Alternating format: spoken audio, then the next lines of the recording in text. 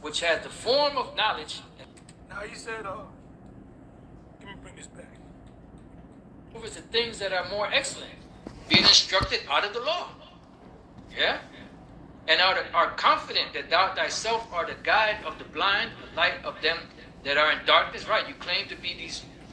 Yeah, there's a blackout in your city. You got a flashlight or flashlights, and people follow you because you got the light. And it says about the. Let me bring this back one more time. Sorry. And knowest his will and approvest the things that are more excellent, being instructed out of the law. Yeah? And are confident that thou thyself art the guide of the blind, the light of them that are in darkness. Right, you claim. A guide unto the a guide to the blind. A guide to the blind, right? Let me do it this way. I should have put stumbling block, but I'm just putting a blind. I'll put the word blind in. Maybe I should have just put in stumbling block. Let me just try it this way. Arise, shine, for thy light is come, and the glory of the Lord is risen upon thee.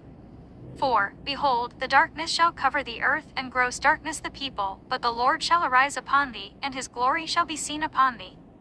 And the Gentiles shall come to thy light, and kings to the brightness of thy rising. Lift up thine eyes round about, and see, all they gather themselves together, they come to thee, thy sons shall come from far, and thy daughters shall be nursed at thy side. Then thou shalt see, and flow together, and thine heart shall fear, and be enlarged, because the abundance of the sea shall be converted unto thee, the forces of the Gentiles shall come unto thee. The multitude of camels shall cover thee, the dromedaries of Midian and Ephah, all they from Sheba shall come, they shall bring gold and incense, and they shall show forth the praises of the Lord. Let me see something 82 times. You know what? Let me do it this way.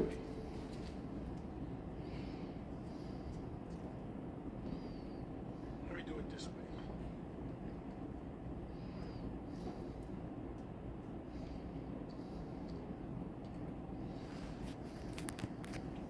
Okay, here I got it. It was the second one. Wow, that's pretty good. Leviticus 19, verse 14. Thou shalt not cause the death, nor put a stumbling block before the blind, but shall fear the Most High. I am Yahweh. Read that again. I may even read it in some translations. Thou shalt not cause the death, thou shalt not curse the death, nor put a stumbling block for the blind, but shall fear Yahweh. I am Yahweh.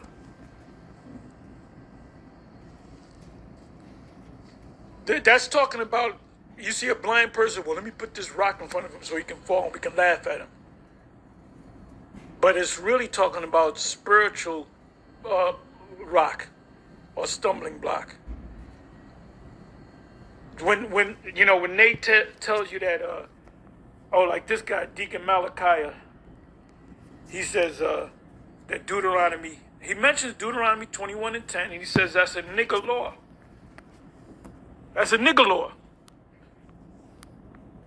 Whose law is that? It's not it's the Most High's law that was given to Moses.